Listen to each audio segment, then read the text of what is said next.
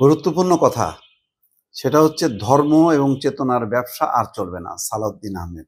দর্শক বুঝতেই পারছেন, কথা কিন্তু পরিষ্কার সালাউদ্দিন আহমেদের, এবং লক্ষ্য টার্গেট কিন্তু ভুল হয়নি। বলছেন যে এই দেশে ধর্ম নিয়ে রাজনৈতিক ব্যবসা চলবে না, এই দেশে চেতনার ব্যবসাও আর চলবে না।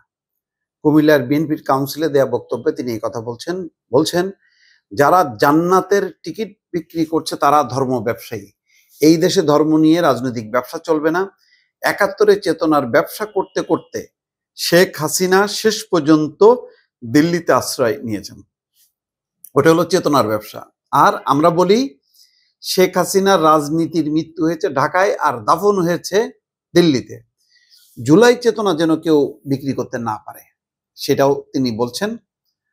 তারপরে দুর্নীতি অনিয়মের কথা নানানভাবে বলছেন। কিন্তু দেখেন, আমি যেটা বলি, বিএনপি বুঝতে পারছে যে তার এখন যেই নির্বাচন এবং রাজনীতি দুইটারই কিন্তু সামনে দাঁড়ায় আছে ধর্মভিত্তিক রাজনৈতিক দল, বিশেষ করে তাদের প্রধান জামাত ইসলাম। সুতরাং ওইটাকে লক্ষ্য করে বলছে যে শেখ হাসিনা যেমন ওই ৭১ স্বাধীনতা মুক্তিযুদ্ধের চেতনা বিক্রি করে মানে পার পায়নি, ওই রাজনীতি চলেনি। ওই রাজনীতির নামে লুটপাট হয়েছে, লুণ্ঠন হয়েছে, শোষণ হয়েছে, স্বৈর শাসন হয়েছে, অপশাসন হয়েছে, বিরুদ্ধ মতকে দমন করা হয়েছে। সুতরাং ওইটা শেষ এই জন্য বলছেন যে এখানে তার মৃত্যু হয়েছে, ওই চেতনার মৃত্যু এখানে হয়েছে। আর দাফন যখন কি পালায় যে দিল্লিতে গেছে, তখন সেটা দাফন হয়ে গেছে। এটা প্রতীকী অর্থে বলছে।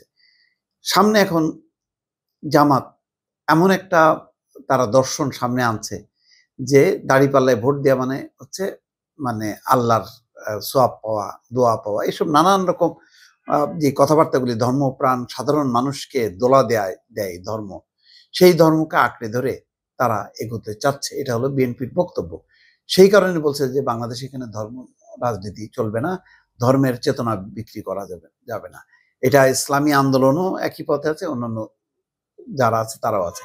সুতরাং বাংলাদেশে একটা ইসলামী জোট হবে এবং তারা ধর্মকে সামনে আনবে, এবং সেটা বিএনপির জন্য অবশ্যই চিন্তার বিষয়। এই কারণে আগের থেকে মানুষকে জানাচ্ছে যে বাংলাদেশে যেমন চেতনার ব্যবসাও চলেনি, তেমনি ধর্ম নিয়ে ব্যবসাও চলবে না।